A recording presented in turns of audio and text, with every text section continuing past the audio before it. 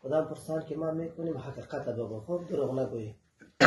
از امو ساعت چند بجه بود شب که تو را خانه همسایه چرا کم آمدی و امو پسر خوب سعی بکو، صفا راست بگو، دروغ نگو. ساعت چند بجه شب بود؟ 4 بجه بود. 4 بجه بود. 4 بجه از دیوار بالا شدی در طرف خانه همسایه. بنامی کی هستم همسایه؟ مولای اجرت. بنای مولای اجرت. امو مولای اجرت تو را باز موجه که از دیوار تاکت کجا برد؟ برد داولی از خانه با موتر چالان. یه ذره بلند بگو صدای ده. موتر چالان کرد باز مرا برد. من خبخم نبودم. کجا برد تو را؟ این نفهمیدم طوری که کرد دشت بیابان بود. طرف بالا شرکت بود؟ باغ شرکت بود بله.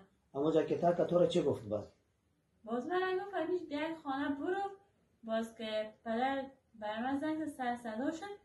باز من توی این منطقه میم پیدایت میکنم یعنی دیگر خود نکام میکنم.